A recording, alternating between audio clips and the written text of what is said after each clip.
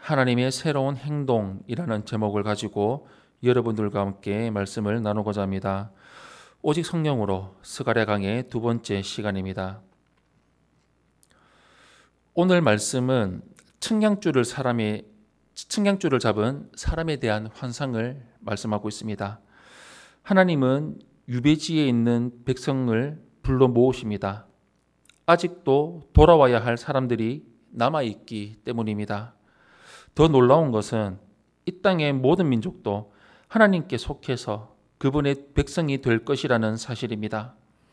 하나님이 계획하시는 미래의 행복은 이렇게 나뿐만이 아니라 이웃도 같이 누리는 것입니다. 이것이 온전한 하나님 나라의 모습입니다. 스가랴서의 중요한 주제는 하나님의 새로운 행동입니다. 하나님은 희망과 기대를 버린 이스라엘을 위로하시며 거룩한 처소에서 일어나겠다고 약속하십니다. 먼저 첫 번째로 하나님께서는 파괴된 성전을 재건하십니다. 1절에서 5절 말씀 우리 한 목소리로 함께 합독하겠습니다. 시작. 내가 또 눈을 들어본즉 한 사람이 측량줄을 그의 손에 잡았기로 내가 어디로 가느냐 물은즉 그가 내게 대답하되 예루살렘을 측량하여 그 너비와 길이를 보고자 하노라 하고 말할 때에 내게 말하는 천사가 나가고 다른 천사가 나와서 그를 맞으며 이르되 너는 달려가서 그 소년에게 말하여 이르기를 예루살렘은 그 가운데 사람과 가축이 많으므로 성곽 없는 성읍이 될 것이라 하라. 여호와의 말씀에 내가 불로 둘러싼 성곽이 되며 그 가운데에서 영광이 되리라. 아멘. 하나님은 스가랴 선지자에게 측량줄을 잡고 있는 사람을 보여주십니다. 성전 건축이 16년 동안이나 중단되어 있던 상황이었습니다. 1년 정도 공사를 하다가 주변의 반대와 백성 간의 분열 등으로 인해서 건축이 방치된 상태였습니다. 이런 과정에서 성전이 재건되고 과거 이스라엘의 영광이 재현될 것이라고 기대하기는 쉽지 않을 것입니다. 그러나 하나님은 측량줄을 잡은 사자에게 예루살렘을 측정하게 하십니다. 그리고 하나님이 친히 예루살렘을 위해서 불로 둘러싼 성곽이 되어줄 것이며 그 안에서 예루살렘의 영광이 되리라고 약속하십니다. 이런 약속은 유다 백성에게 엄청난 힘과 위로가 되었을 것입니다. 예루살렘 성은 영광의 하나님이 지키시고 거하시는 하나님의 성이 될 것입니다. 두 번째로 하나님께서는 대적을 심판하십니다.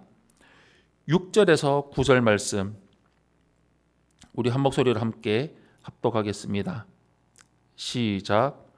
오라 너희는 북방 땅에서 도피할지어다 여호와의 말씀이니라. 이는 내가 너희를 하늘 사방에 바람같이 흩어지게 하였음이니라. 여호와의 말씀이니라. 바벨론 성에 거주하는 시온아 이제 너는 피할지니라.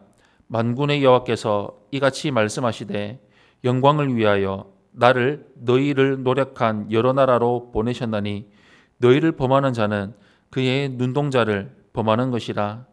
내가 손을 그들 위에 움직인즉 그들이 자기를 섬기던 자들에게 노략거리가 되리라 하셨나니 너희가 만군의 여호와께서 나를 보내신 줄 알리라.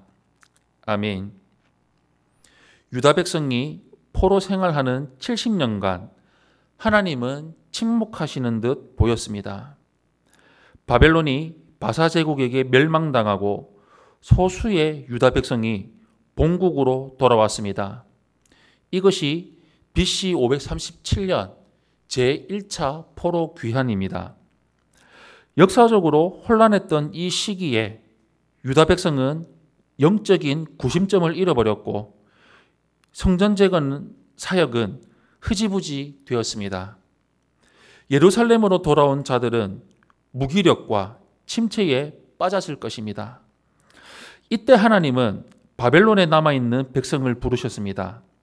그리고 이스라엘을 대적했던 세력들에게 그들이 괴롭혔던 이스라엘 백성은 바로 여호와 하나님의 눈동자라고 알리셨습니다. 이스라엘 백성과 자신을 동일시하신 것입니다.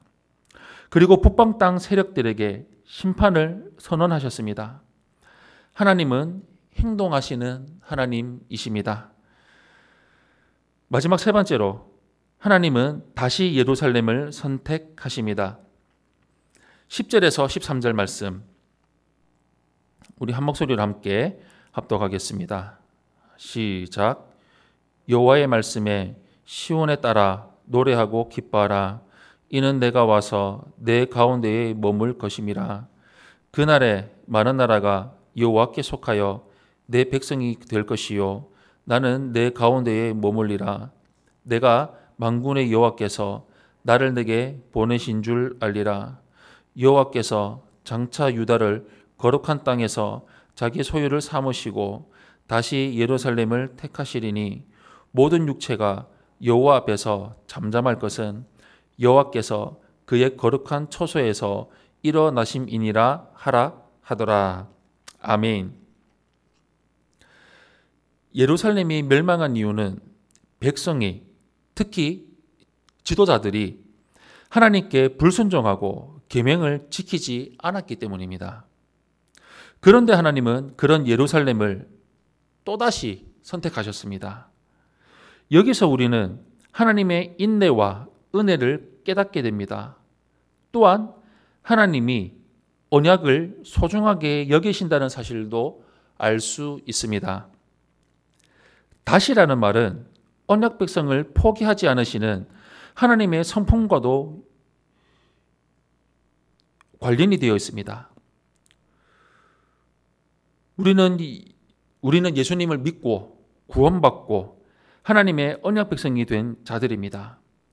우리가 죄를 지으면 하나님이 징계하시고 심판하시지만 그 심판으로 인해서 우리는 완전히 멸망하는 것이 아니라 다시금 정신 차리고 깨어서 돌이켜서 하나님께 정결하게 되어서 다시금 하나님께 돌아가고 하나님께 선택받게 됩니다. 그러므로 우리는 하나님이 다시 주시는 기회를 저버리지 말고 놓치지 말고 붙들고 살아가야 합니다. 사랑하는 성도 여러분, 우리는 때때로 하나님의 인도하심에 관해서 수많은 회의와 질문에 빠질 때가 있습니다. 하나님은 언제나 선하시고 정의로우시다는 말씀을 접할 때 우리 자신의 경험이나 세상의 형편을 떠올리면서 그 말씀을 믿지 못하고 회의를 가지는 성도들이 간혹 있습니다. 이스라엘 백성은 포로로 끌려가고 죽음과 같은 고난을 경험하는 동안 완전히 절망했을 것입니다. 희망을 버리고 하나님을 불신하게 되었을지도 모릅니다. 이런 자들에게 복음의 기쁜 소식이 전해졌습니다. 바로 하나님이 새 일을 행하신다는 것입니다. 절망스러운 상황에 처하더라도 믿음을 굳건히 하고 행동하시는 하나님을 바라보며 살아가기를 바랍니다. 우리 삶 가운데 힘들고 어려운 일들이 있습니까? 그럴 때 하나님께 돌이키시기를 바랍니다. 하나님을 바라보고 하나님께 나아가고 하나님을 순종하고 의지하며 하나님만 바라보며 살아가는 우리 성도님들이 되시기를 예수님 이름으로 축원합니다. 아멘.